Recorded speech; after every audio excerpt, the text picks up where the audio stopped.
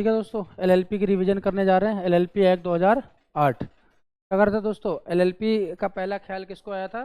Ministry of law and justice को 2007 में। फिर हम गए पार्लियामेंट 2008 में, प्रेसिडेंट ने सन दिया 2009। हमसे क्या बना?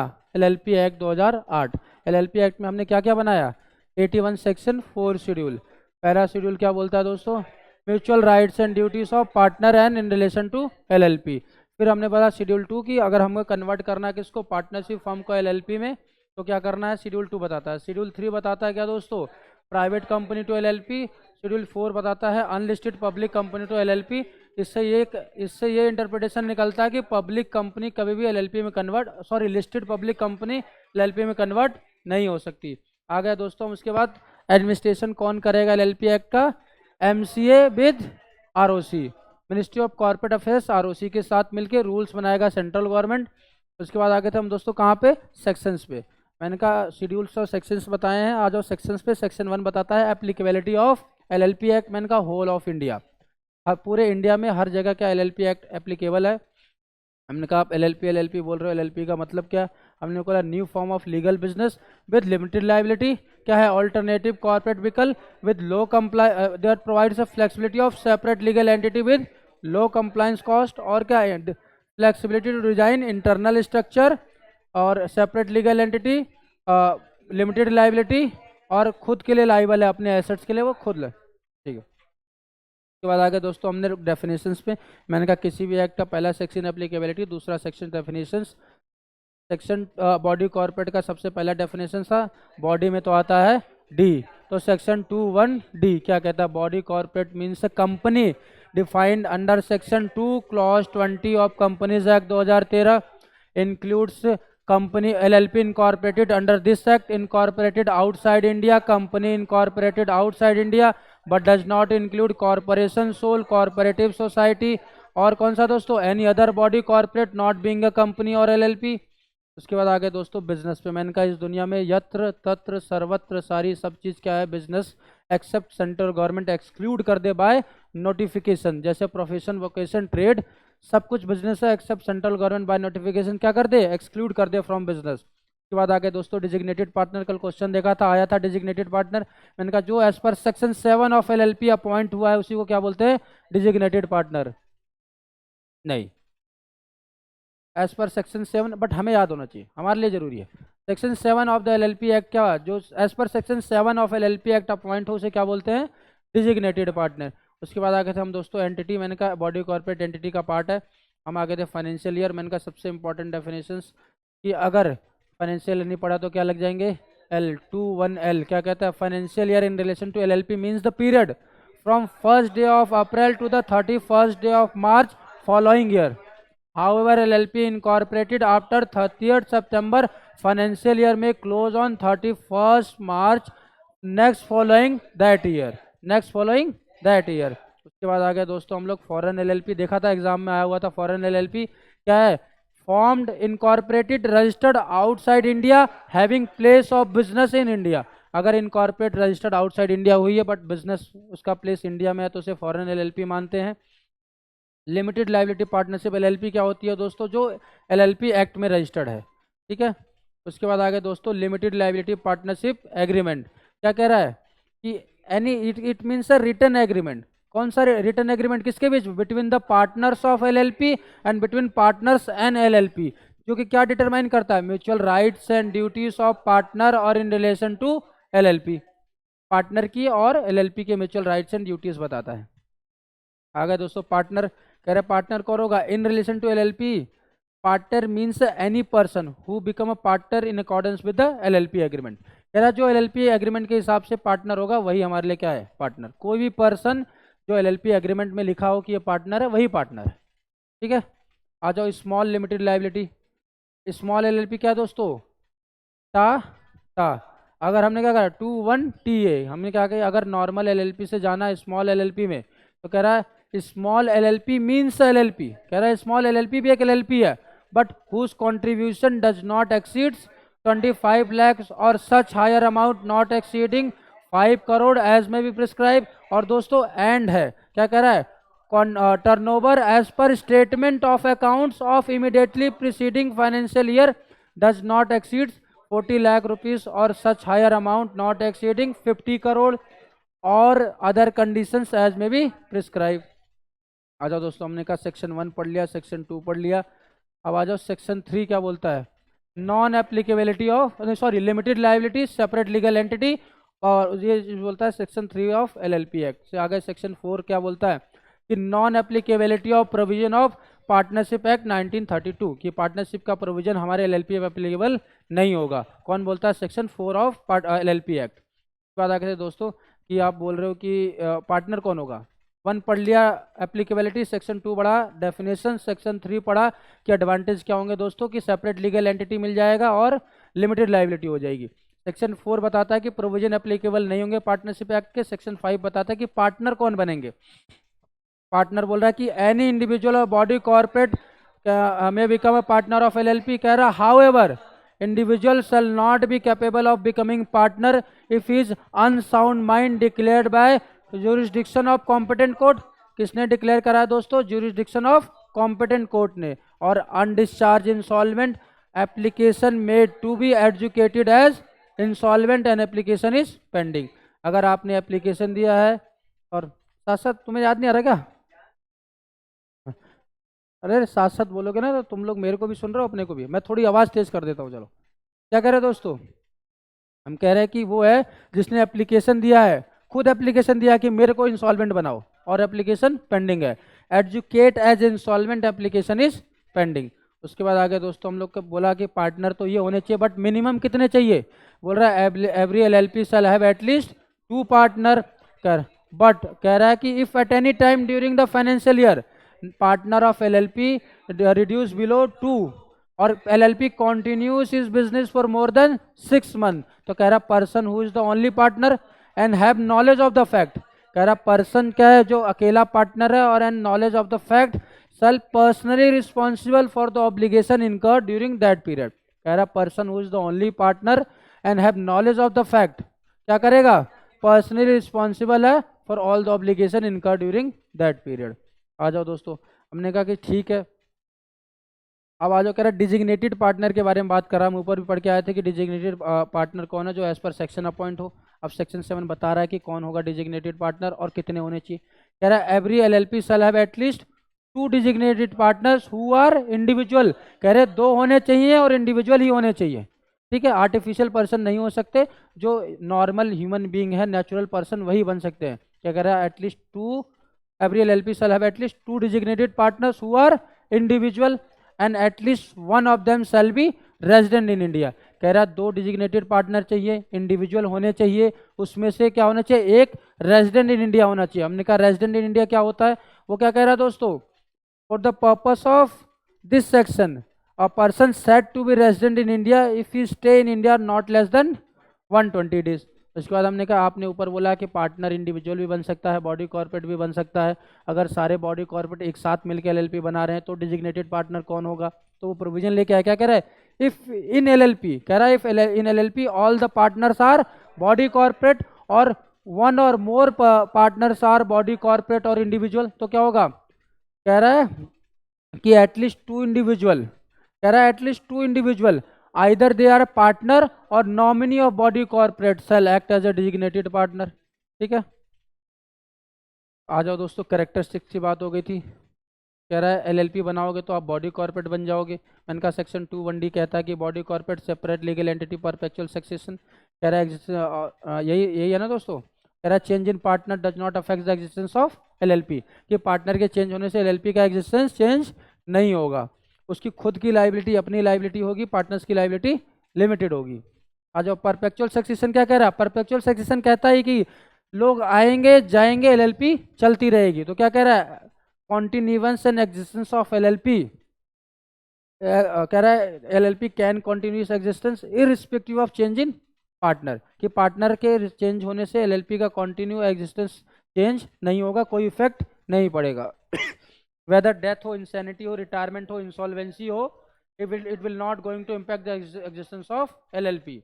LLP is capable of entering into contract on its own name or holding a property whether वो तुम टेंजिबल, इंटेंजिबल, मूवेबल, मूवेबल, अपनी श्रद्धा से सब लिख दो, ठीक है। सेपरेट लीगल एंटिटी क्या कह रहा है कि LLP is a separate legal entity and liable for the full extent of its assets, but partner की लाइबिलिटी लिमिटेड है टू द एग्रीड कंट्रीब्यूशन। हमेशा पार्टनर की लाइबिलिटी कितनी होगी, जितना उसने एग्री करा था कंट्रीब्यूशन करने का।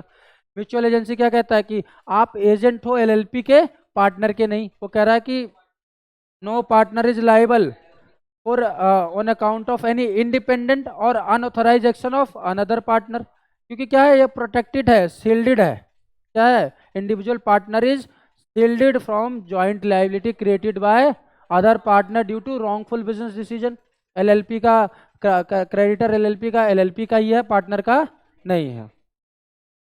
ठीक है भाइयों, क्या कह रहा है कि इंडिविजुअल या प्रोटेक्टेड है किस चीज से, from joint liability created by another partner due to wrongful business decision. LLP's creditor is LLP's creditor not of partner. उसके बाद आ जाओ दोस्तों एलएलपी एग्रीमेंट। कह रहा है mutual rights and duties of LLP is governed by LLP agreement. In the absence of LLP agreement rights and duties shall be as per the act as prescribe in the LLP act. कह रहा वैसे तो आपके पास है कि आप अपना rights and duties को डिसाइड करो, बट अगर आपने नहीं करा तो हम बताएंगे। उसके बाद आगे दोस्तों कौन सा कॉमन सील, कह रहा है कि LLP can act through only through this partner. ठीक है, पार्टनर और डिजिग्नेटेड पार्टनर के थ्रू एक्ट कर सकता है। एलएलपी चाहे तो कॉमन सील रख सकता है, but it should be in custody of responsible person and should be affix only to designated partners are present. क्यों, जब ही अफिक्स होगा जब एटलीस्ट 2 डिजिग्नेटेड पार्टनर प्रेजेंट होंगे।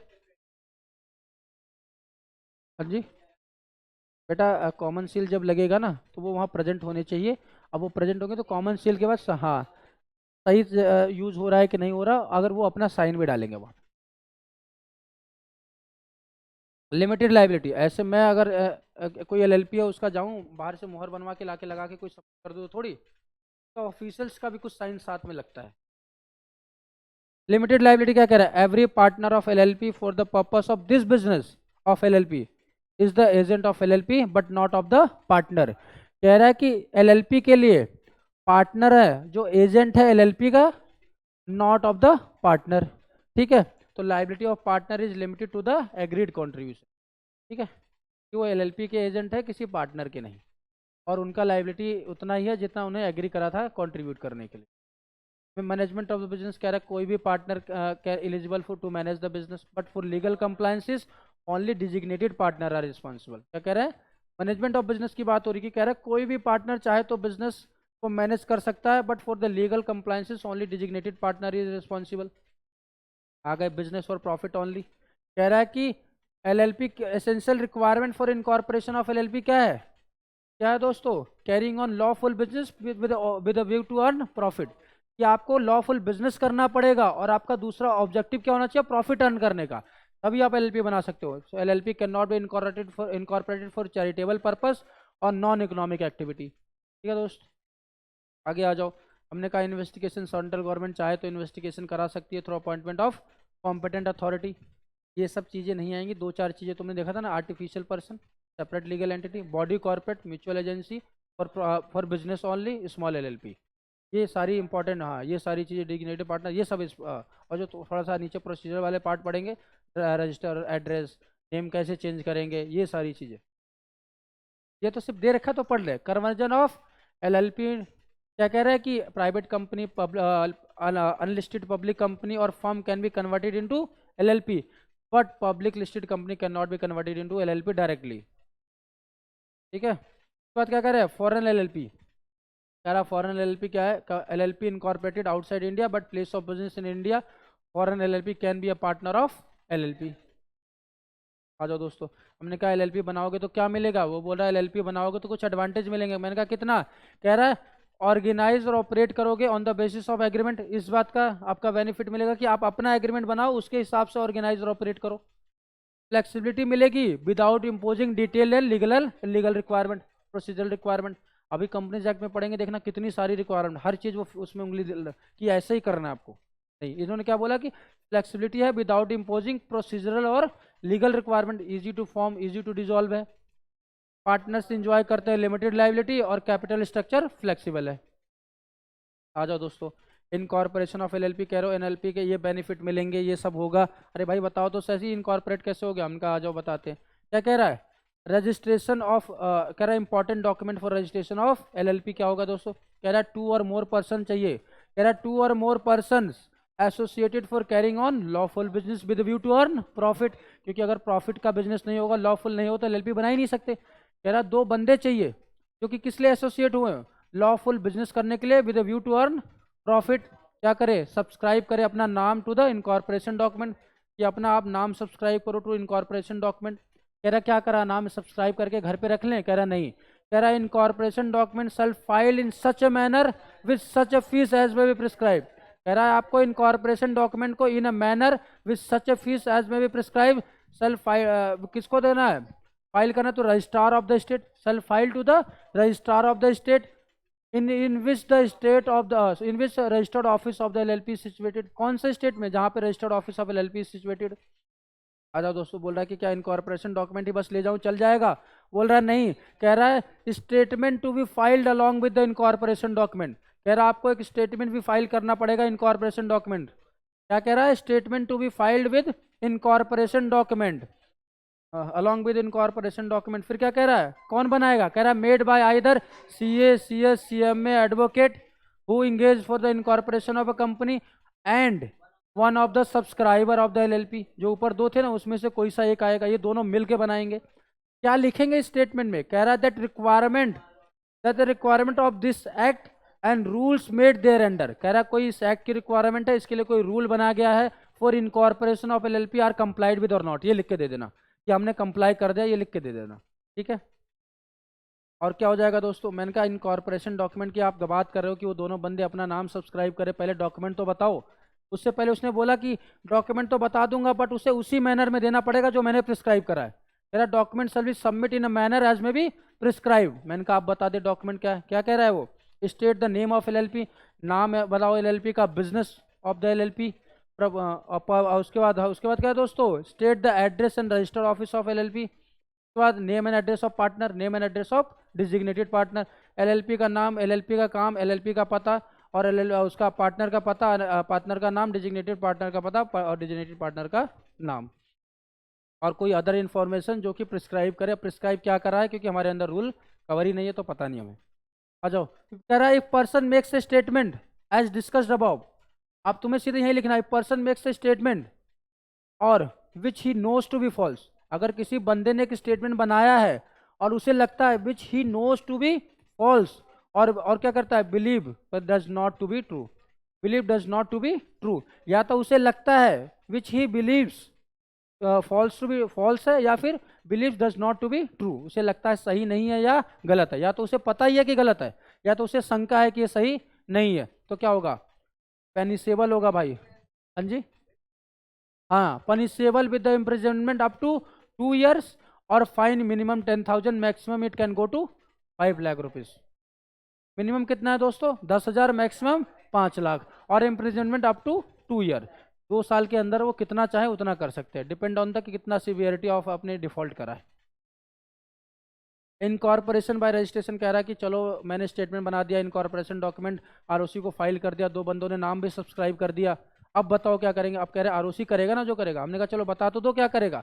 वो क्या कह रहा है, when the requirement of section 11 complied, कह रहा है जब आपने सेक्शन 11 उसका 11 का रिक्वायरमेंट कंप्लाई कर दिया, आपने डॉक्यूमेंट भी बना दिया, 2 बंदों का सब्सक्राइब भी करा लिया, स्टेटमेंट भी बनवा लिया, सब फाइल कर लिया है, तो क्या करेगा ROC, क्या करेगा, रिटेन कर लेगा इनकॉर्पोरेशन डॉक्यूमेंट को। If he satisfied, if ROC satisfied, ROC shall retain the incorporation document and within 14 days क्या करेगा, रिकॉर्ड कर लेगा इनकॉर्पोरेशन डॉक्यूमेंट को और इशू कर देगा सर्टिफिकेट ऑफ इनकॉर्पोरेशन। अगर आपने वंस सेक्शन 11 को आपने कंप्लाई कर दिया तो ROC, if ROC satisfied, retain कर दे, सबसे पहले तो रिटेन करेगा इनकॉर्पोरेशन डॉक्यूमेंट को, क्या करेगा, रिटेन कर लेगा अगर वो सेटिस्फाइड है, और विद इन 14 डेज क्या करेगा, रजिस्टर कर देगा इनकॉर्पोरेशन डॉक्यूमेंट को और इशू कर देगा certificate of incorporation, and such certificate of incorporation will serve as evidence. वो सर्टिफिकेट ऑफ इनकॉर्पोरेशन ही क्या होगा, एविडेंस के रूप में काम करेगा कि LLP इज इनकॉर्पोरेटेड। बताओ यहाँ तक कोई दिक्कत तो। अब आ जाओ, रजिस्टर्ड ऑफिस ऑफ LLP, उसने बोला कि चलो भाई LLP बना लिया आपने बट एक रजिस्टर्ड ऑफिस रखना, इसके बारे में कल क्वेश्चन भी आया था। क्या कह रहा है, अगर आपने LLP बना ली तो एक रजिस्टर्ड ऑफिस भी रखना। क्या कह रहा है, every LLP shall have registered office. क्या कह रहा है, हर LLP के पास क्या होना चाहिए दोस्तों, रजिस्टर्ड ऑफिस होना चाहिए, जहां पे हम क्या कर सके, to which all communication shall be address. कह रहा है every LLP shall have registered office where all the communication and notice can be address. अब तुमको विच नहीं याद आ रहा तो सिंपल ये देखना, every registered office, every LLP shall have registered office where all the communication and notice shall be address, जहां पे हम सारे कम्युनिकेशन एंड नोटिस एड्रेस कर सकें। उसके बाद क्या कह रहा है, कह रहा है आप कोई डॉक्यूमेंट सब करना चाह रहे हैं, कह रहा है डॉक्यूमेंट में भी serve to LLP partner designated partner. कह रहा है आप कोई भी डॉक्यूमेंट एलएलपी उसके पार्टनर डिजिग्नेटेड पार्टनर को सब कर सकते हो। कैसे, कैसे, in a manner as may prescribe through registered post और certificate of post at registered address और any other address declared by the LLP. क्या कह रहा है दोस्तों, इधर देखो, इधर देखो, कह रहा है डॉक्यूमेंट में भी सब टू एलएलपी। कह रहा है डॉक्यूमेंट सब किसको कर सकते हैं, एलएलपी को, पार्टनर को, डिजिग्नेटेड पार्टनर को। कब,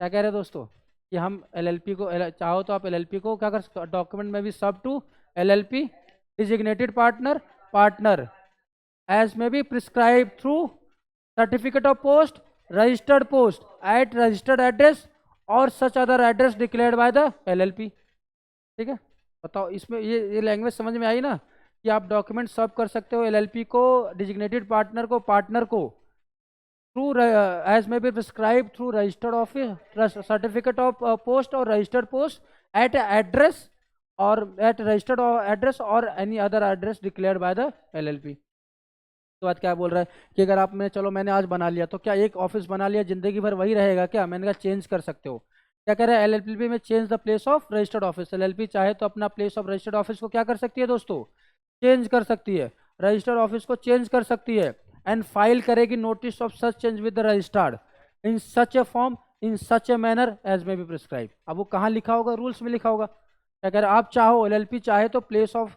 रजिस्टर्ड ऑफिस को चेंज कर सकती है and file a notice of such change with registered in such a form in such a manner as may prescribe and such change will shall take effect from the such date of file.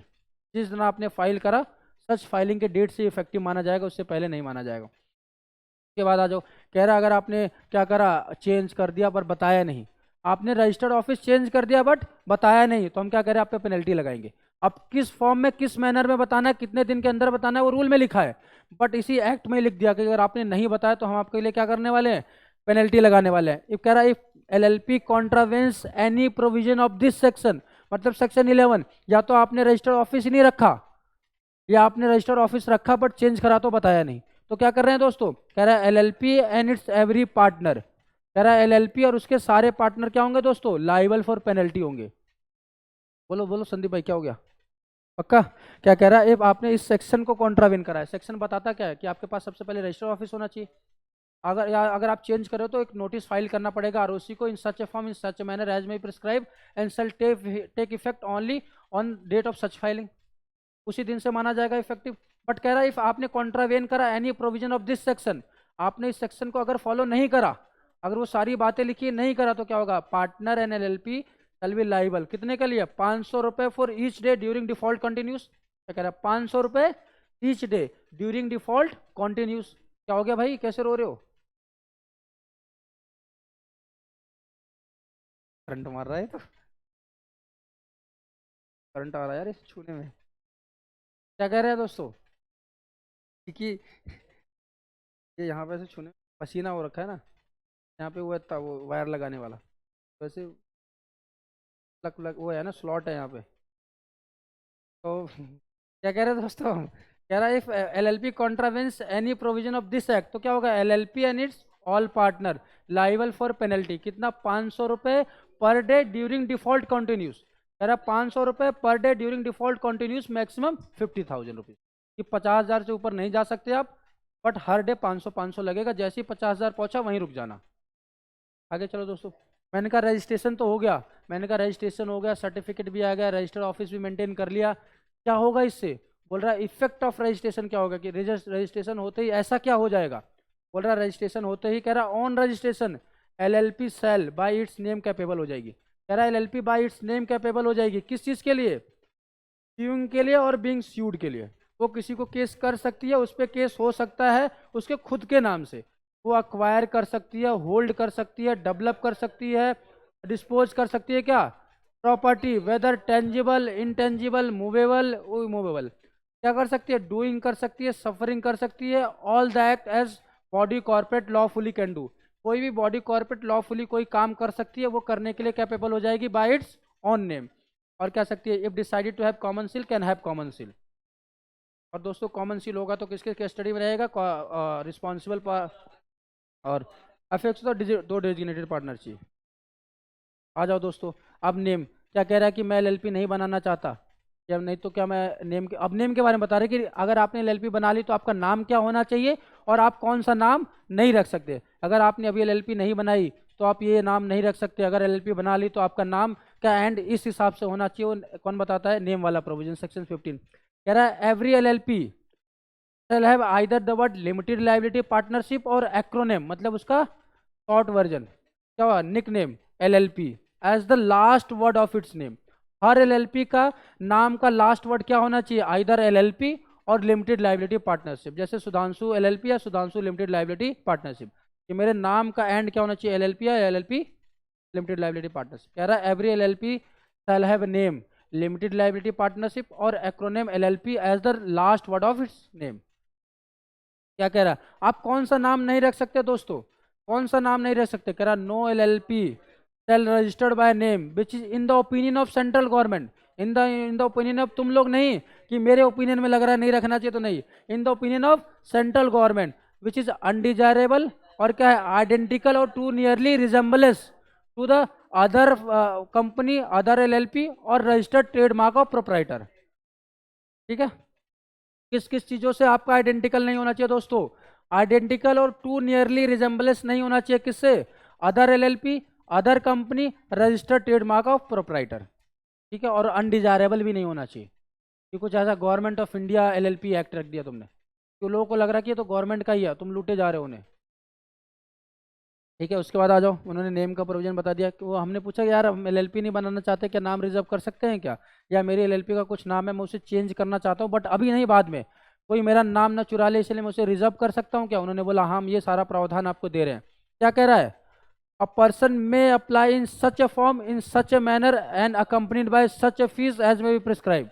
ये तो रट ही लो, such a manner such a form accompanied with such a fee as may be prescribe. क्या करेगा, apply कर सकता है to the registrar for reservation of name. तो क्या करेगा, एलएलपी सेट आउट कर देगी on application, LLP sorry registrar set out such name on application. कैसे, name of the propose LLP, और उसके बाद क्या करिए, name to the which LLP propose to change its name, कि कोई एलएलपी है जो प्रपोज कर रही है अपना नाम चेंज करने के लिए, वो रजिस्टर कर देगी। उसके बाद आ जाओ दोस्तों, कह रहा है upon receipt of application and payment of fees.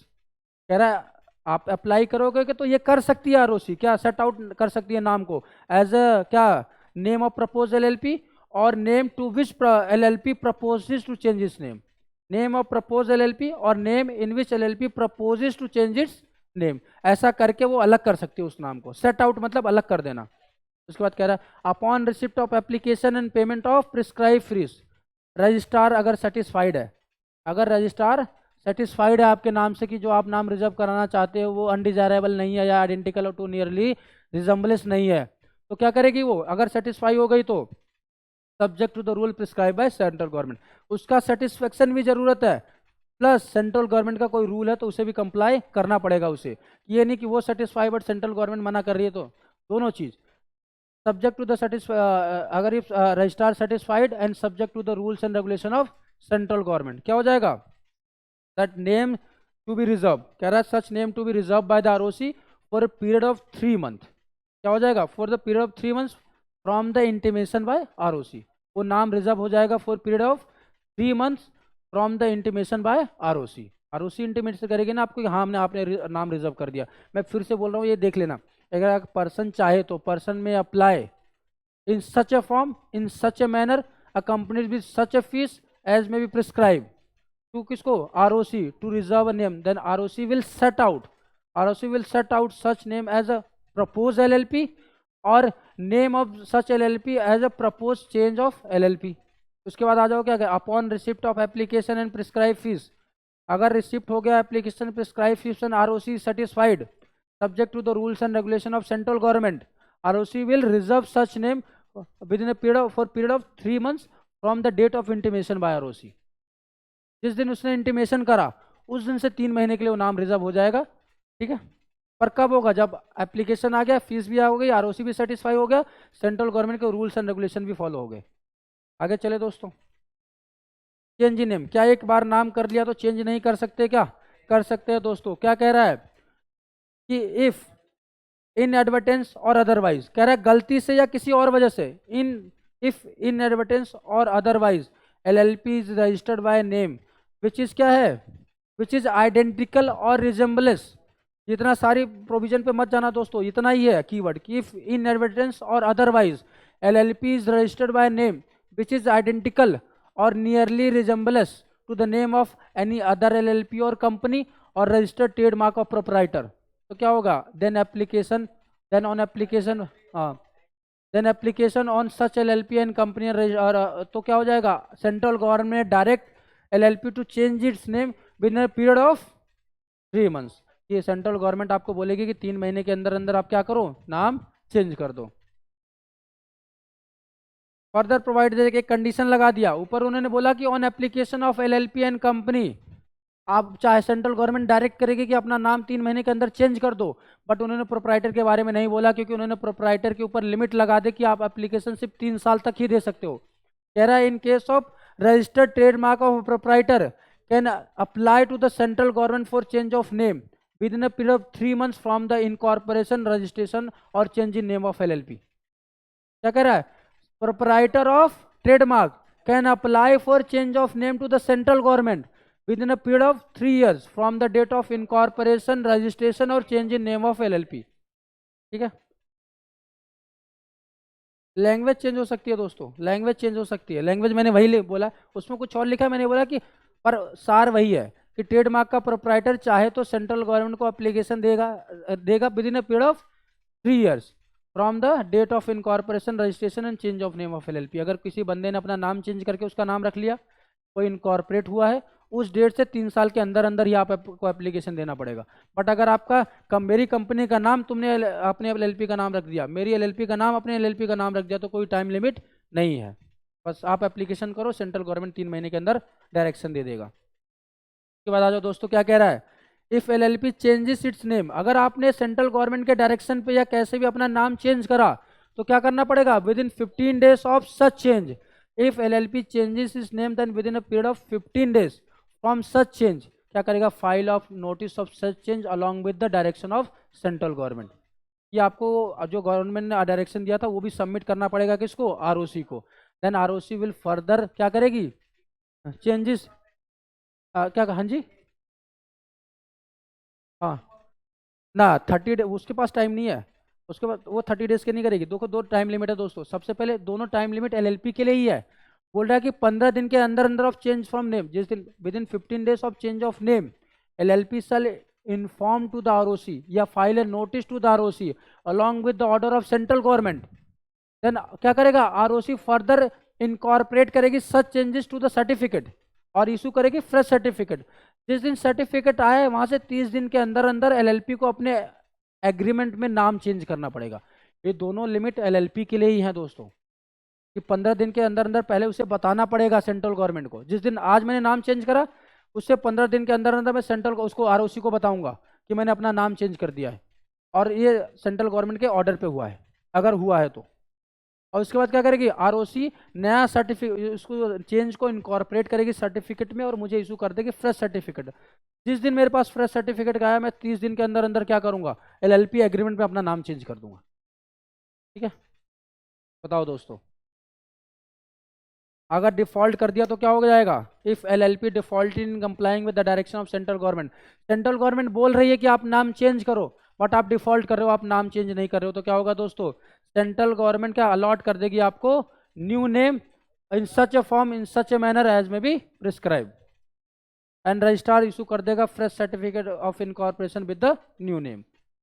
अगर आपने डिफॉल्ट करा सेंट्रल गवर्नमेंट के डायरेक्शन को तो क्या होगा? सेंट्रल गवर्नमेंट आपको अलॉट करेगी new name and ROC will issue fresh certificate with the new name. बताओ दोस्तों।